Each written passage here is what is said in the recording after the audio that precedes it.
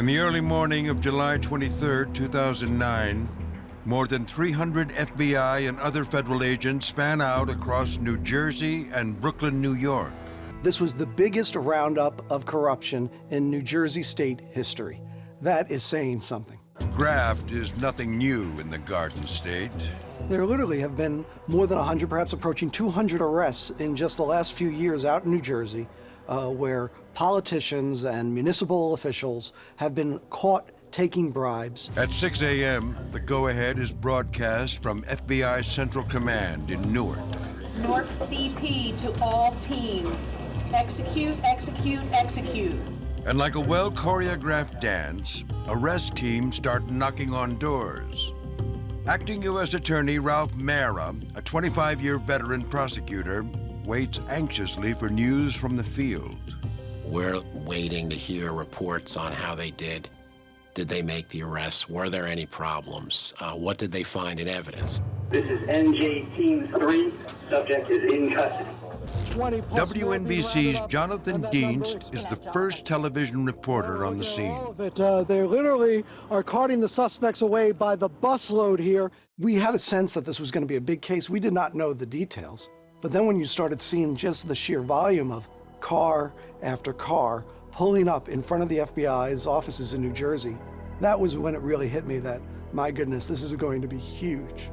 And as the criminal complaints are made public, they lift the veil on systemic corruption, brazen even by New Jersey standards. The initial complaints as they first came out alleged massive bribery of ranking politicians, along with money laundering of incredible amounts associated with ultra-Orthodox community leaders, rabbinic figures. And then what stunned everybody was an illegal kidney brokering scheme that had been uncovered.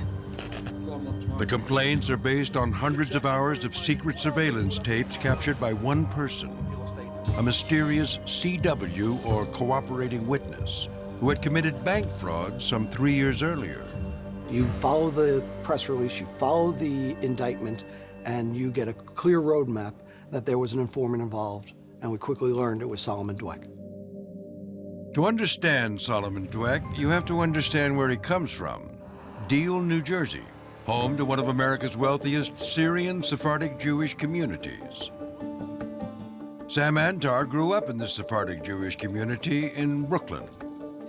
It's a tight-knit community that traces its origins back to 1492, the Spanish Inquisition. They were expelled from Spain, and they moved to North Africa and countries in the Middle East. To survive the discrimination that they encountered, they maintained a very insular culture to stay together. Solomon is the son of the rabbi of the synagogue of Deal. Within that community, the rabbi meant everything. And that gave Solomon a level of credibility, even within a very insular community.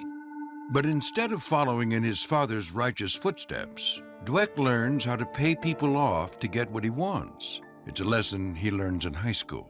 Solomon admitted that he paid off a teacher in his high school to pass him in math, because he was going to fail math. So he paid him $50 and earned a passing grade. At 19, Dwek gets his first taste of the deal. One of his father's friends offers him a deal to flip a house. Solomon is going to fix up the house, and they'll split the profits. And that's his first entrance into real estate. At 23, Solomon Dwek meets and marries 19-year-old Pearl Sutton, whose family also belongs to the Deal Synagogue. To you, living outside the community, Solomon Dwek may be a George Costanza from Seinfeld, but within the community, he's a George Clooney. He has all of the elements that gain people's trust, and people want to be part of his life. Soon, Dwek puts his people's skills to good use as chief fundraiser at the Deal Yeshiva, a Jewish day school. He was taking more than $200,000 a year doing this. His wife was making $100,000. We talked to teachers and administrators at the Deal Yeshiva. Nobody ever saw either one of them. But Dwek's idea of fundraising is blatantly illegal. He uses a common tax dodge that appeals to wealthy donors. Journalists Josh Margolin and Ted Sherman detailed Dwek's scams in their book, The Jersey Sting. Here's how the tax dodge works. A donor will write a check to the school, let's say in the amount of $100,000. Of that $100,000, the school takes 10% and Dwek takes 5%. Out the back door, $85,000 comes back to the donor. So the donor then is allowed to take a full $100,000 tax deduction as a charitable donation. It worked out well for the religious school because they were getting 10% of the donation. Worked out well for the donor because he got credit on his income taxes for a $100,000 donation. Just didn't work out too well for the IRS. For Dwek, it's working out so well that he branches out to other religious charities to launder even more money. Among certain sub-elements of the community, it's a cook-the-books culture, where the government is not entitled to any of their money. So they will not pay taxes at just about any cost. They will not record transactions. They'll do whatever they can to evade and not pay their fair share of taxes. But for all the money moving through the yeshiva, the Dweks live modestly by Jersey Shore standards in their $1.2 million home. He didn't seem to be the kind of guy who wanted the money in order to live the high life. It seemed like the money was just a secondary piece of it. He was addicted to the adrenaline of the deal, of the chase. By 2000, Dwek's other business, fixing up and flipping real estate, is going gangbusters. And like a crazed monopoly player, he starts buying up properties, from offices and retail space to a sandwich shop. Nothing was on paper when they made these deals. It was all in Solomon's head, and the deals are getting bigger and bigger and bigger. The 28-year-old real estate mogul is quickly becoming a big shot in the close-knit Syrian community, and Dwek sees an opportunity to prey on his own people. Next on American Greed, watch Solomon Dwek shepherd investors and banks into what he calls schnooky, or bum deals. If you cared to really research what he was doing, it was a house of cards, and it was pretty obviously a house of cards, but everybody wanted to trust him. At every step, everyone wanted to trust him. By 2004, Solomon Dwek is revered in New Jersey's Syrian Jewish community, and investors want in on his lucrative real estate deals. Within that Syrian Orthodox community, and within many Jewish communities, there's a biblical prohibition against the charging of interest. So the way these deals were structured was, I'm selling you an investment. It's called profit participation. The investors figure Solomon is buying something and then is going to turn it around very quickly. There's the profit. But Dwek isn't selling the properties. He's using new investors and bank loans to fund a multi-million-dollar investment scam. He was mortgaging properties 2 and 3 times over to generate a cash cushion for himself. In some cases, he was getting loans on properties he actually didn't even own, and he was using that money to pay off investors. Dwek even ropes his rich uncle into the scheme. His Uncle Joey saw this success and came up to him one day and said, "Everybody's in real estate. How do I get involved in this?"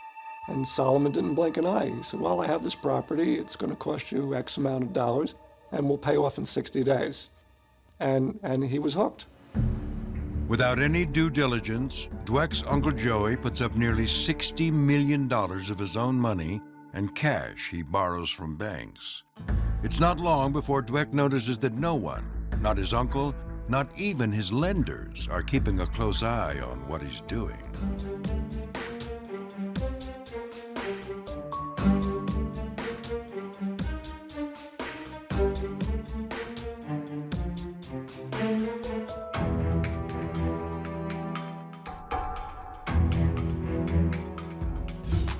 In this episode of American Greed, the Wingman.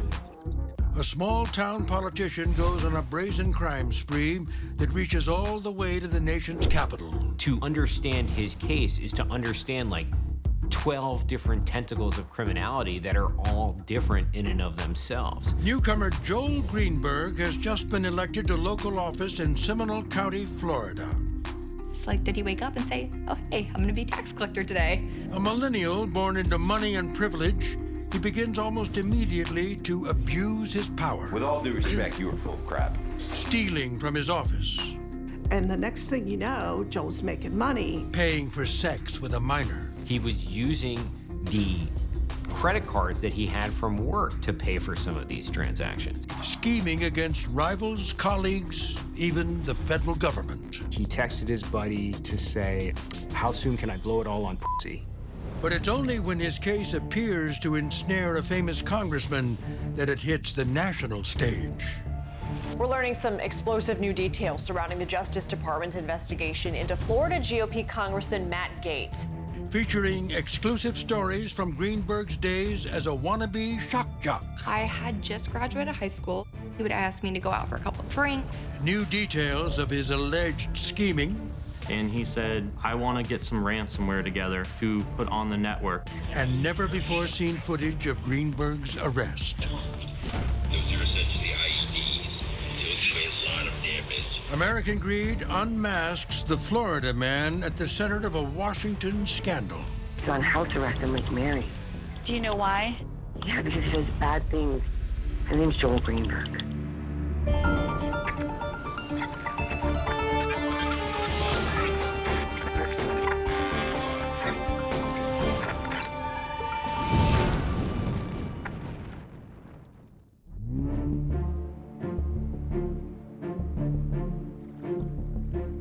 From the dark swamps of Florida, one slick resident crawls into the spotlight, riding the coattails of President Donald Trump.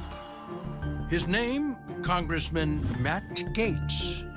We must protect our home with unbreakable made-in-America strength. Strength I see every day in President Donald Trump. Gaetz is an apex predator of the Trump era, but in early 2021, he's hit with an allegation that threatens to eat him alive.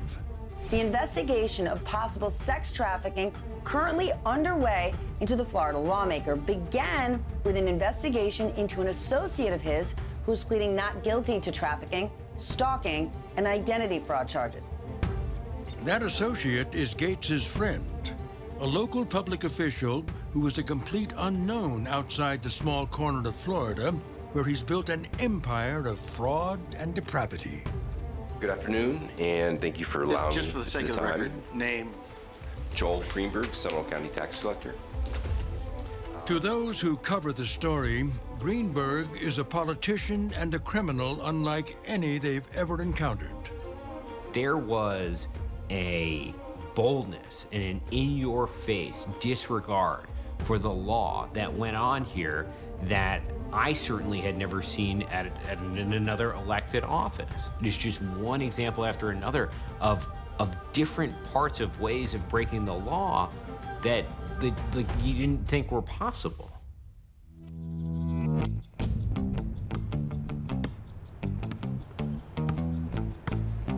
Greenberg's rise to power starts in this affluent enclave of lakes, swamps, and suburbs northeast of Orlando.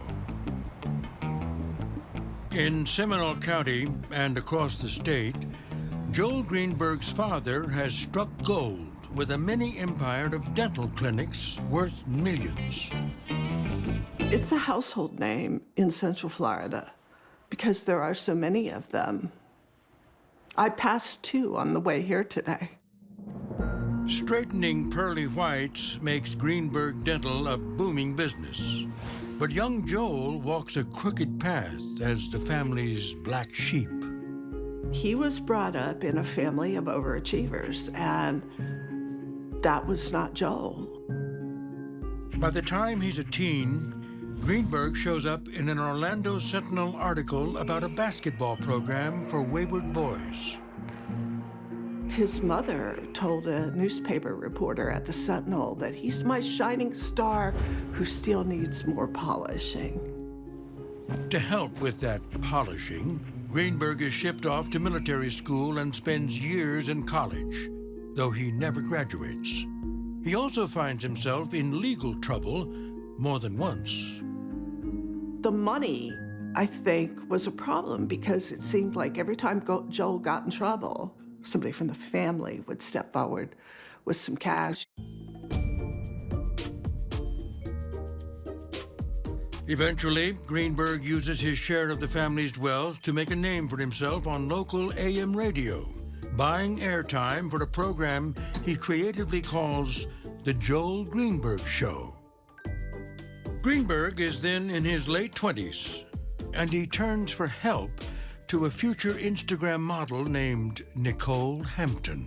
I had just graduated high school. I was about 17, 18 years old. He reached out to me on Facebook and asked me if I wanted to be an on-air personality on his radio show. You know, being as young as I was just starting college. It meant a lot. Though it seems like the start of a dream career, Hampton says her older boss is hardly a wise mentor. Some of the things that he would say, or some of the things that we would have guests on that were a little bit more Howard Stern-esque. Our producer would be bleeping things out left and right. In this boys' club atmosphere, Hampton says she gets to know two very different versions of Greenberg. He was really professional on air. Off air, Joel was a completely different Joel. I mean, during commercial breaks, he'd make me like sit in his lap and stuff like that. He would grab my butt or slap my butt.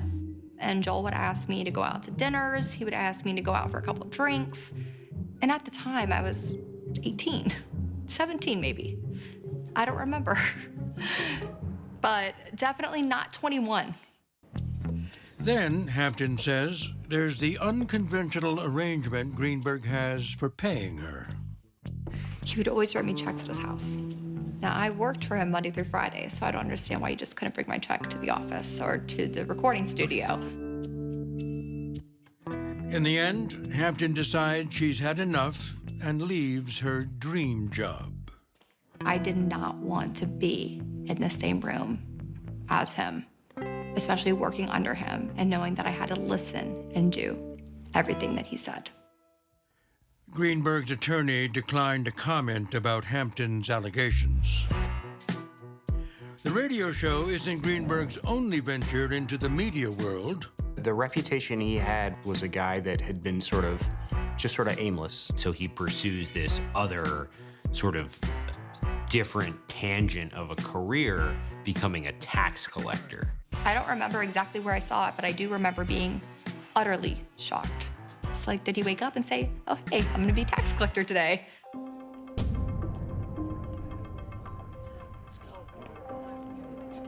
For someone seemingly addicted to the spotlight, Greenberg's choice to run for Seminole County tax collector in 2016 is odd. It's typically a low-profile position involving the collection of taxes and the issuance of driver's licenses, hunting licenses, and concealed carry permits. In the hierarchy of local government, I mean, the tax collector is kind of like the long snapper on the punt team. You know, he's important, but he's got a limited job. If the job choice seems strange, so does Greenberg's pivot from failed shock jock to Politico. You know, the name was well known through the dental chain. Joel himself was not very well known. But that will soon change, in a very big way. When he enters politics, Greenberg has close to $5 million socked away. And he uses his share of the family fortune to kickstart his campaign with a $100,000 loan. Ironically, Greenberg's candidacy is based on attacking the ethics of his opponent, the county's long-serving tax collector. They had a fella in there who was pretty clearly profiting from his office in ways that did not turn out to be illegal, but were kind of questionable, and people were tired of it. And his biggest line during the campaign was, people are sick of this, and I'm not gonna do it. When the ballots are tallied, Greenberg ekes out a win with 52% of the vote. And to those watching, his victory dovetails with that of another wealthy political newcomer with a home in Florida who's running for office that year. We're going to Washington, D.C. to drain the swamp. It's pretty clear from how he fashioned himself as a candidate, what he ran on, who he made himself out to be, and how he behaved after he got into office, that he was a perfect encapsulation of what happens when Trumpism comes to your local government. Coming up later, after Greenberg takes office, all hell breaks loose. As one observer says, it's like the Tiger King got elected tax collector. He would pay extra to the young women if they would take the ecstasy.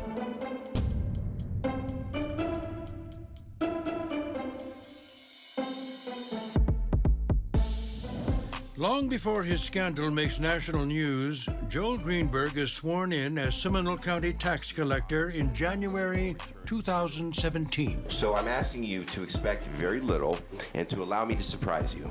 Once in office, he meets a young man named Brent Tyler. I had just finished my bachelor's degree in cybersecurity. I was trying to get my foot in the door, getting a job, and I guess he had heard about it through the grapevine, and he invited me to come talk to him.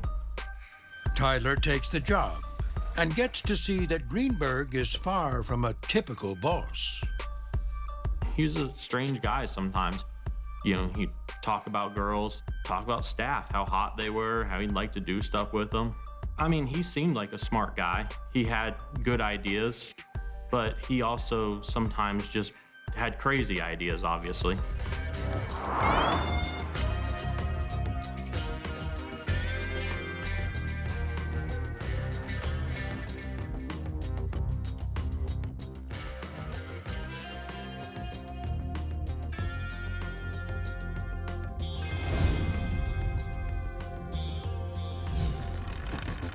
June 8, 2006, Biloxi, Mississippi. In a hotel room at the Imperial Palace Casino, an accomplished card cheat is trying to recruit help for his con. We can take a $50,000 shoe easy, in and out 10 minutes. The man speaking is Phong Trong, a Vietnamese American who by all appearances is living the American dream. I have 7 cars myself now. Turbo, Porsche, Mercedes, But Trong is no ordinary self-made man. He is in the business of scamming casinos, and he will go down in history as one of America's most successful cheaters. We never get caught, man. Never get caught. Phong Trong should not speak so fast. The man he is recruiting is an undercover FBI agent. Camera, they zoom on me like all day long every time I play. You never know what the I do, I promise you. Trong can fool casino security cameras, but now he must outfox a federal officer.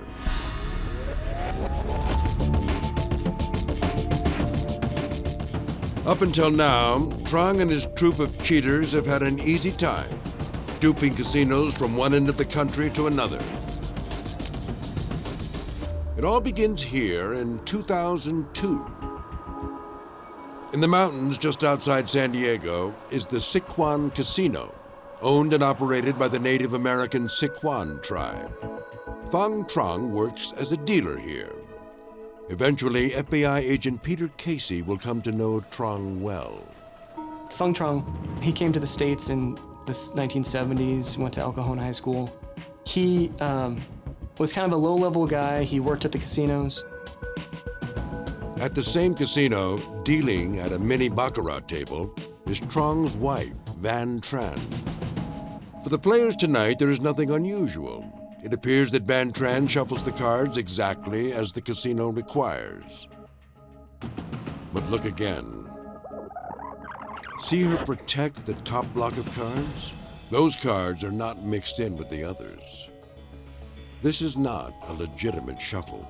It is an age-old card trick that allows cheaters to know the order of the cards before they are dealt. It is called a false shuffle. False shuffles and false shuffle schemes have been around since 15 minutes after they opened casinos. The bad guys knew them far before the casino operators did. A former magician and casino surveillance director, George Joseph now teaches casino employees how to detect cheating. And he is all too familiar with Van Tran's shuffle, designed to go undetected by the surveillance cameras over every table. They call it the sky shuffle. It's intended to fool the eye in the sky. And it's a very simple shuffle where the cards are just riffled and then thrown right back on top of one another. It looks as though the cards may have been mixed. The cards were not. This trick, this sleight of hand, will eventually win Van Tran and Fang Trong millions of dollars. But the cheat starts small at Sichuan, where Tran's false shuffle enables co-conspirators to beat the house. And then they share their winnings with Tran. She cheated a couple times, making $50 here, $60 there, and then she slowly ramped up, and a couple of cheats she made $800, $600, $400. The trick works well until the casino angles the camera into a new position. It is now clear both Trong and Tran are cheating. They are fired and they lose their licenses as dealers. Now unable to get legitimate work at a casino, they decide to try their hand at stealing from casinos instead. They saw the opportunity to absolutely bilk all these casinos out of as much money as they could, as fast as they can. From the beginning, the cheat is a family affair. Fang Trong is the leader, assisted by his wife, Van Tran. She brings in her sister, Ann Tran, her brothers, Kai Tran and Fat Tran, and her brother-in-law, Tai Tran. Willie Tran is not related, but he too is in and becomes indispensable. By October 2002, the cheat team, soon to be known as the Tran Organization, is ready to take its simple stunt on the road. The group heads north to the Cache Creek Casino outside of Sacramento. The first step of their con is critical. The cheaters must find dealers they can corrupt. Success. At Cache Creek, the Tran gang finds 10 employees willing to help for a small fee. Proving the case against the cheaters will be Justice Department trial attorney Joseph Wheatley. Dealers tended to make a couple $1,000s per cheat, per false shuffle, which is just a fraction of what the group would take away from the table. The game the Tran Organization plays is mini baccarat, a game as simple as a coin toss. 2 hands are dealt. Whichever has a card value closest to 9 wins. Players gamble to beat the house, not each other. For the cheaters, mini bac is made to order.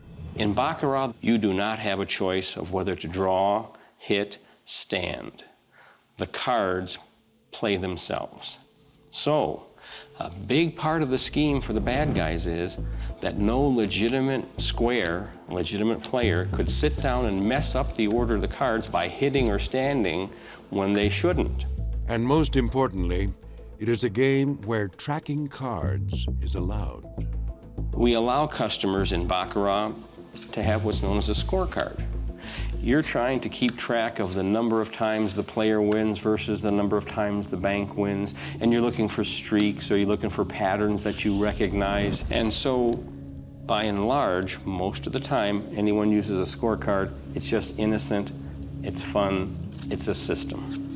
But the cheaters list the cards knowing the order will be protected in the false shuffle. If these cards go undisturbed, you know that they're going to come back out in the reverse order, and you could predict the next hand. With a written list of the order of the cards, the cheaters just sit and wait for the block of unshuffled cards to be dealt, and then start making bets they know they can't lose. That's what the surveillance cameras at Cache Creek record Fang Trong doing at mini-bac table number 51 at 4 a.m. on March 25, 2003. See him light that cigarette? It's a signal. The unshuffled cards are now in play. Time to start stealing. Winning nearly every hand he plays, in 14 minutes, he steals $9,000. But Tran is not the only one cashing in on the cheat. Also betting at the table is a new recruit to the organization, Son Johnson, who copies every move Tran makes.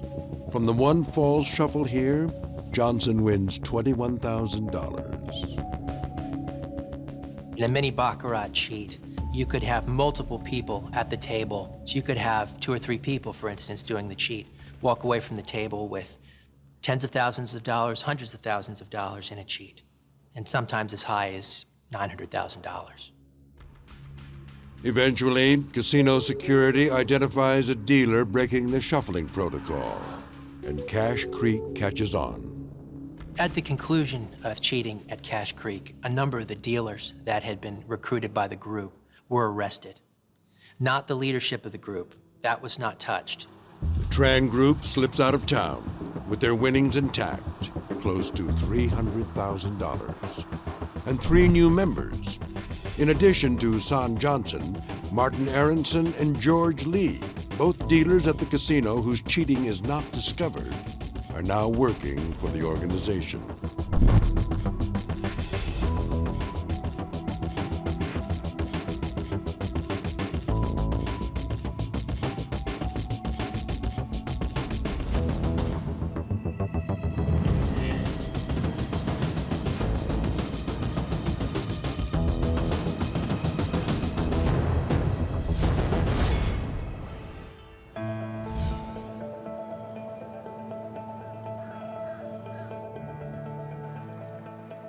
I first shot with Playboy in 2006 and 2007, and then I was on Beauty and the Geek season 3. Megan Hauserman is a reality TV star known for her work on dating shows. I was on VH1's Rock a Love Charm School and Rock a Love 2, VH1's I Love Money, and then I had my own show, Megan Wants a Millionaire. In the summer of 2007, Megan gets a call from her modeling agency. But it's not her typical gig. The client isn't a fashion photographer or film director. He's an Indiana businessman named Tim Durham. And Tim contacted the agency saying that he was having a big 44th birthday party in which he wanted to do as a Playboy-style mansion theme. And he wanted to hire about 25 girls from a modeling agency in LA and fly them out for his party. The 25 models are flown to Indianapolis, first class. At the airport, they're picked up in Rolls Royces. And then they're off to a mysterious destination. Well, we were driving through basically the woods in the middle of nowhere. You know, there was small, moderate family homes, and then all of a sudden there's like a castle. It looks like a hotel or a resort or something, and it was his house. Hi, I'm Tim Durham. Durham's party, the likes of which Indianapolis has never seen, is coming up later. His story begins in Seymour, Indiana. Seymour inspired the song Small Town by John Mellencamp, who has deep family roots here and grew up in Seymour about the same time Tim Durham did. But farms, tractors, and little pink houses don't impress Durham much, as he explains in this 2007 interview with CNBC. I didn't come from, a wealthy background. My dad is a dentist. I think he drove a Honda for, 15 years, and he said, this is good enough. I can get my golf clubs in the bag, and that's really all you need in life. And that was his philosophy. He never had any aspirations for money, to make money. So I'm not sure actually where I got that desire from, because my mother really didn't either. But I always did have an aspiration to do that. By his first year of law school, Durham has already topped his old man. According to former classmates, he arrives at Indiana University in a BMW. After graduating near the top of his class, he joins one of the most prestigious law firms in town, Ice Miller. I know some people who worked with him at Ice Miller, and he was certainly well regarded, viewed as ambitious, very smart. Reporter Greg Andrews has written dozens of articles about Tim Durham's business ventures. So There were no signs of sort of an underside of Tim Durham at that point. He was seemed to be on a very traditional, successful path. He married Joan Servas, who was the daughter of a longtime city councilman. Very powerful guy here, Bert Servas. He was not someone who was in the paper all the time, but he certainly was in a position to make things happen and did make things happen. In addition to running city council, Bert Servas is a master of the leveraged buyout, using debt to buy companies and then working to fix them and flip them for a profit. And Bert took his new son-in-law under his wing and taught him the game of leveraged buyouts. And he basically sat me down one day and said, you know, if you really want to do well in life and make money, you need to get into equity.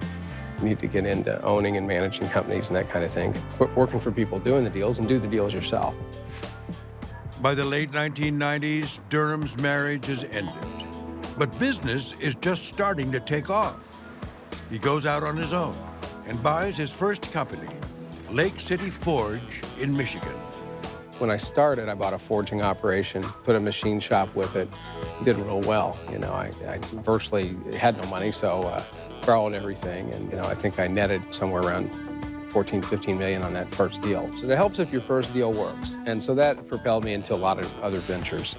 In 2001, Durham founds Obsidian Enterprises.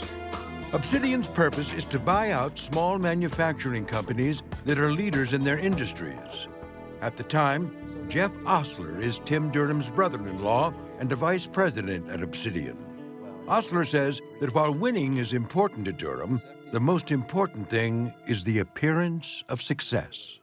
It was about perception. It was about what other people perceived Obsidian was. Durham hires a tailor to make custom-made suits for everyone in Obsidian's office. At Christmas, everyone gets a Rolex. If the point is to create a halo effect around Durham and Obsidian, it works. I just thought it might be a machine we'd want to finance. The doctors using it are making a ton on it. Soon, money starts to flow into his sister company, Obsidian Capital Partners, which allows wealthy individuals to invest their own money in Tim Durham's deals. Based on his record with those earlier leveraged buyouts, a who's who of Indianapolis investors all flocked to be part of this. In 2002, Durham makes a trade that really puts him on the map. He acquires stock in Brightpoint, an Indianapolis-based distributor of cell phones. I think its market cap got at one point as high as $2 billion, and then it fell all the way down to $6 to $8 million. It was just unreal. Looked at that and said, you know, this is worth a bet, and started acquiring stock, and I put about $1 million in it. But it rebounded, the company did well, came back, you know, 4 or 5 years later, and I made somewhere between 30 and 40 million on that deal. For $1 million investment, it was a good deal. Tim Durham is on a roll, and it looks like nothing can stop him. Next on American Greed, a $6 million yacht, a $1.8 million sports car, a mansion with every possible amenity. And we wallpapered the ceiling, and which is another unusual treatment, but you know, my decorator can do a lot with an unlimited budget. And later, party planning Durham style. Then we went to the mall, and he just pulled out a credit card and said anything we needed we could get. And he wanted us to be really happy for the party.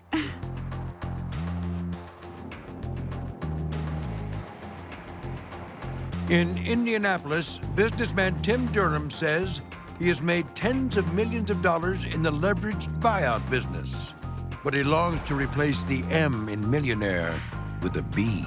At the end of the day, when I breathe my last breath, I'd like to be worth more than anyone else in the world. Statements like this rub many people the wrong way, says reporter Daniel Komisky. You know, in the Midwest, we tend to be humble. When we have money, we don't want people to know it. He was none of those things. Durham offers no apologies for his bold ambition. People ask me, why do you say that? And I said, you know, it's like, I don't think Michael Jordan ever went out on the basketball court and said, man, I just hope I'm mediocre today. You know, I don't think Tiger Woods tried to play in a golf tournament where he said, you know, I hope I come in the middle of the pack. The self-styled Michael Jordan of leveraged buyouts goes on a spending spree in the early 2000s. He buys up nitty-gritty companies, including a rubber recycler in Mississippi, a trailer manufacturer in Indiana, and a company that makes tour buses. But a big opportunity comes in 2002 when Durham's brother-in-law and business scout Jeff Osler tells him about a company that's for sale in Akron, Ohio. Its name is Fair Finance. I read through the memorandum. Looked like a very solid company, very strong earnings, very consistent earnings. Here's how Fair Finance makes money. Suppose a health club has $100,000 in accounts receivable it expects to collect from members over the next year. Fair Finance might offer the club $90,000 to buy the debt outright. The club gets cash immediately and doesn't have to worry about collections. Fair Finance, which has a team of collectors, might be able to get most of the $100,000 owed. Every dollar over its investment of $90,000 is profit. The more it collects, the more profit it makes. So it's not a flashy, super exciting business, but it could be a very profitable one. And Fair had done it for many, many decades. To buy consumer debt on a large scale, Fair Finance needs lots of cash. It gets it from individual investors who buy Fair Finance investment certificates.